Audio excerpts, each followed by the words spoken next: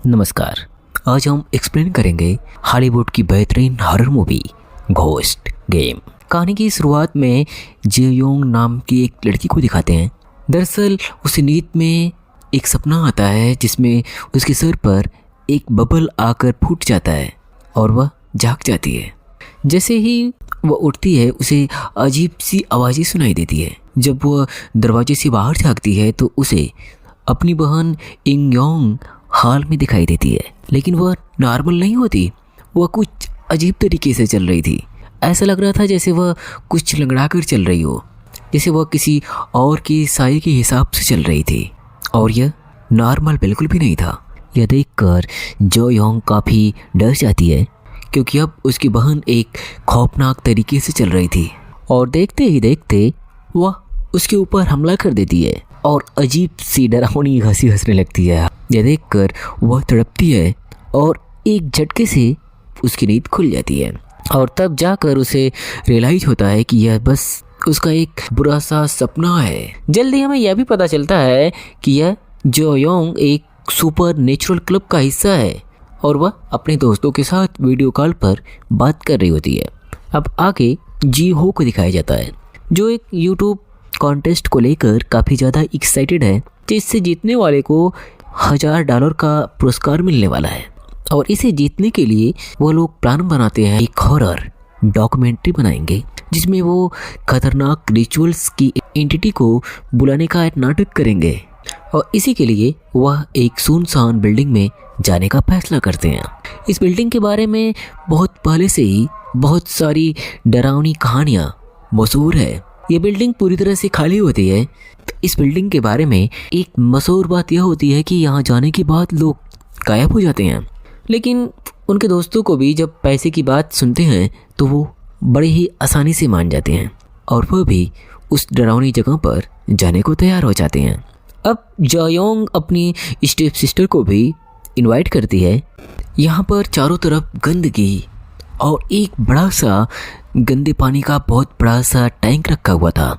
यह सब देखने के बाद उन्हें लगा शायद उन्होंने गलती कर दी यहाँ आकर, और यहीं पर जो हो इस गंदे टैंक की हिस्ट्री बताता है किस तरह से पुराने ज़माने में यहाँ पर पानी प्रोसेस किया जाता था और माना जाता है कि यहाँ बहुत सी सोल अभी भी कैद हैं।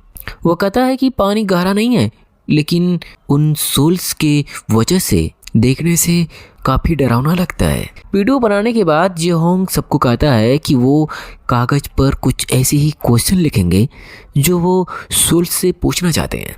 सब उसकी बात मान जाते हैं, लेकिन यहाँ पर जेहोंग के दिमाग में कुछ और ही चल रहा था और सब लोग उसे कहते हैं कि फेक वीडियो बनाने से पहले हम सच में एक मर्तबा रिचुअल से ही कुछ करवा के देखें। देखो, ओरिजिनल तो ओरिजिनल ही होता है, हो सकता है यहाँ पे सचमुच में किसी सोल से हमारी बात हो जाए। अगर सच में हमारे कैमरे में कुछ कैप्चर हो गया तो कॉन्टेस्ट हर हाल में हम ही लोग जीतेंगे। अगर रिचुअल नाकाम हो गया तो कोई मसला नहीं, हम पहले वाले आइडिया पर काम करते रहेंगे। बस इस बात पर सारे लोग मान जाते हैं और यहीं पर जी होंग रिचुअल की तैयारी शुरू करती है। अब उन्हें एक वो इंसान भी चाहिए था जिसे वह वहाँ पर बैठा सके और जिसकी बॉडी के अंदर सोल आकर इन लोगों से कॉन्टेस्ट कर पाते हैं।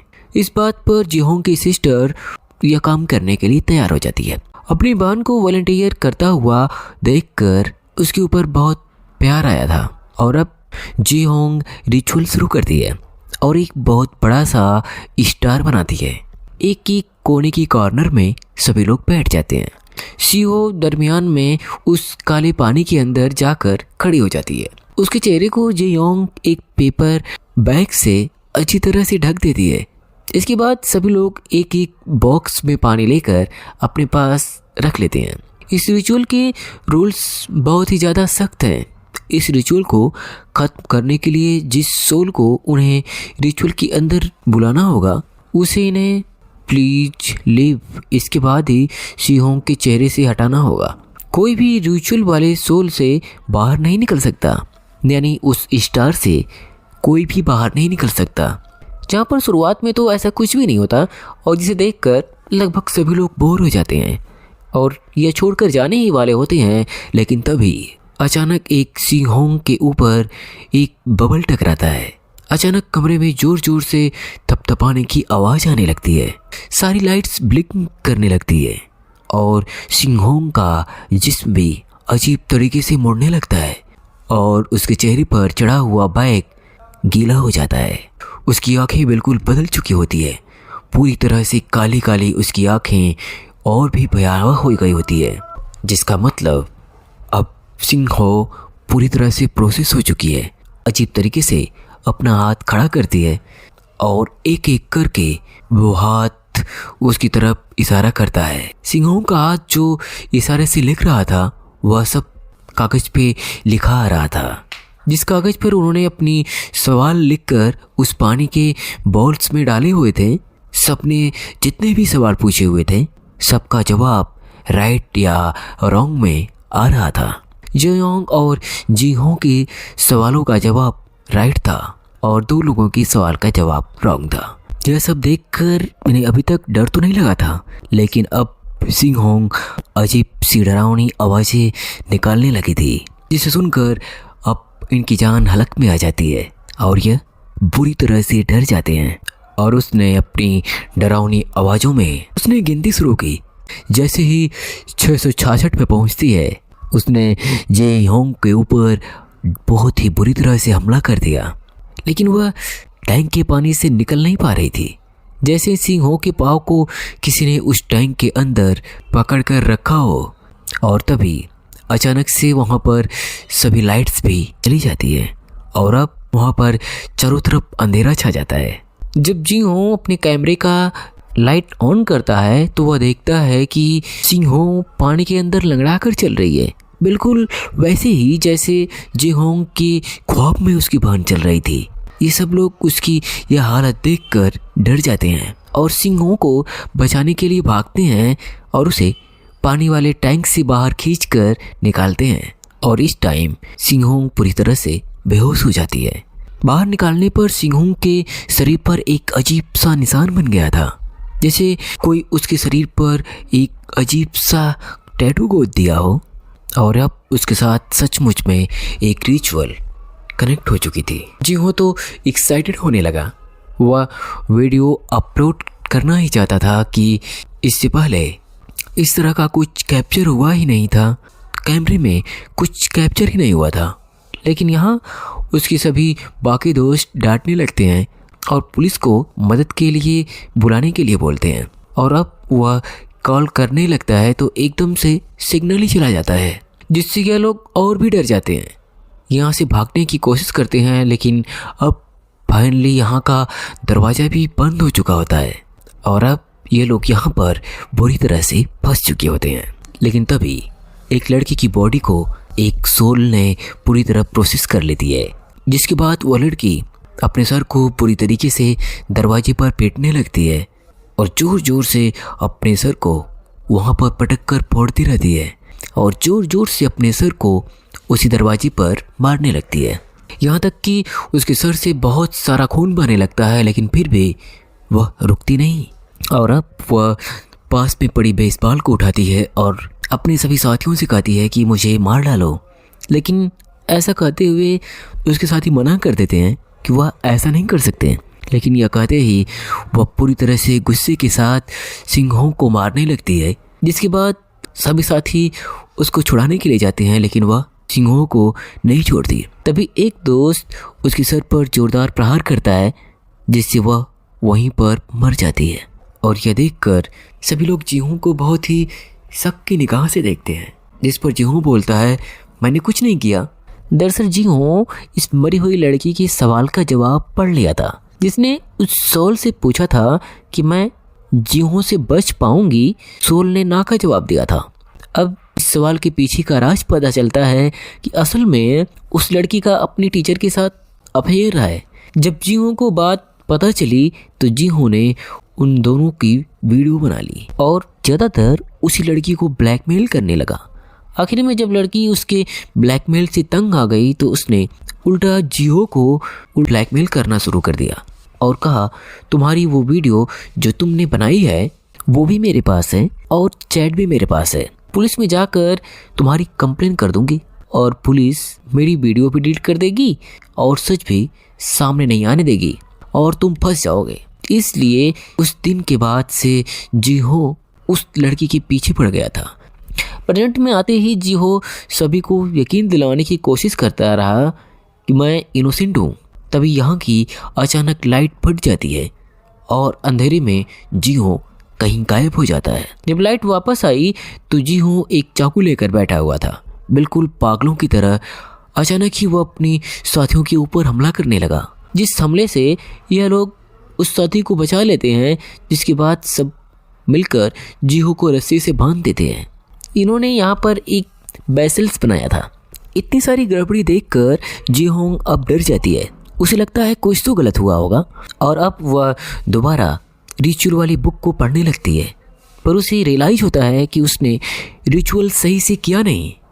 उन्होंने बहुत बड़ी गड़बड़ी कर दी थी। इस रिचुअल का रूल उन्होंने तोड़ दिया था और सोल से यह नहीं बुलवाया था प्लीज लीव। वो डिसाइड करते हैं कि जान बचाने के लिए अब हमें वो सब कुछ फिर से करना होगा। मसला यह था कि जेयोंग की बहन मर चुकी थी उस लड़की के हमले की वजह से, इसलिए अब फैसला करते हैं लोग उसकी लाश को खड़ा करने के और उसकी लाश को उसकी जगह पर खड़ा कर देते हैं। और जैसे ही वह वहाँ पर खड़ी होती है वह एकदम से जिंदा हो जाती है और जिंदा होते ही वह उस लड़के की लाश की तरफ इशारा करती है जिसने उसे मारा था और फिर बाकियों की तरफ इशारा करती है। ऐसा लगता है कि सब ठीक होने लगा है क्योंकि पहले की तरह रिचुअल अब चल रहा था। जिस तरह सिंगोंग ने पहले सबकी ओर इशारा किया था, अभी भी सब वैसा ही चल रहा था। एक एक करके सब लोग इस रूल्स के मुताबिक उस सर्कल से निकल रहे थे। फिर अचानक से यहाँ पर सबके फ़ोन बजने लगते हैं, जिसका मतलब था कि सिग्नल आ गया है और वो लोग पुलिस को कॉल भी कर सकते हैं। ये लोग पुलिस को तुरंत कॉल करते हैं, लेकिन वो लड़का जो अभी भी जियोंग के हमले से बचा हुआ था, जियोंग के मैसेज करके अपनी दिल की बात कहता है और उनके साथियों को लग रहा था कि अब शायद अच्छा वक्त शुरू होने वाला है, पर वो नहीं जानते थे कि यह उनका सबसे बुरा वक्त शुरू होने वाला है।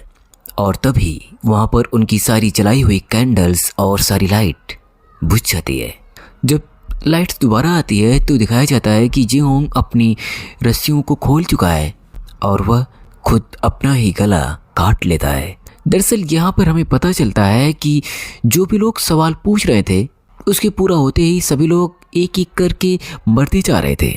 हमें पता चला कि जियोंग सवाल पूछा था क्या उसकी वीडियो पर 1 मिलियन व्यूज आ जाएंगे। जियोंग के साथी ने जब फ़ोन चेक किया तो उसे पता चला कि 1 मिलियन व्यूज आ चुके हैं और वह वीडियो वायरल हो चुकी थी। और यह बात सच होते ही जियोंग मर गया था और अब सभी लोग डरे हुए होते हैं कि अब आगे क्या होने वाला है। क्या सभी लोग एक एक करके यहाँ पर मर जाएंगे? पर वो लड़की जिसको अपने जवाब में फ्लावर मिला था वह जल्दी से दरवाजे की तरफ भागती है और मदद के लिए चिल्लाने लगती है। और यहाँ से देखने को मिलता है कि कोई ना दिखने वाली ताकत उसकी गले को घोंटने लगती है, जिससे उसकी आवाज़ तक बाहर नहीं निकल पाती और उसको वहाँ से उठाकर पानी में फेंक देती है। हालांकि बाकी लोग उसे बचाने की कोशिश करते हैं, लेकिन सभी लोगों की प्रयास करने के बावजूद भी वह पानी से बाहर उसका सर नहीं निकाल पाते। तभी उसको देखने को मिला कि उसकी चिट के ऊपर फ्लावर्स के साथ फ्यूनरल्स फ्लावर, तो फूल जो मौत पर रखे जाते हैं। और अब यहीं पर यह लड़की भी मर जाती है। अब बचे हुए लोगों में सिर्फ 2 लोग थे। लड़का जो जियोंग को मैसेज किया था और वह खुद इस टाइम उसकी बहन भी थी, लेकिन वह नहीं जानती थी कि उसकी बहन मर गई है या जिंदा है। और वह पानी में खड़ी करने के बाद एक मर्तबा जिंदा हुई थी। ये लोग बहुत ज़्यादा डरे हुए थे और अब यह यहाँ से निकलकर भागने का फैसला करते हैं और एक खुफिया दरवाजे के रास्ते यहाँ से भागने की कोशिश करते हैं। और भागते समय यह खुफिया दरवाज़ा खुल तो जाता है, लेकिन तभी जैसे ही इसके अंदर जाते हैं वहाँ पर एक कपड़ा मिला जिस पर बड़ा सा वर्ड लिखा हुआ था और वह था मौत।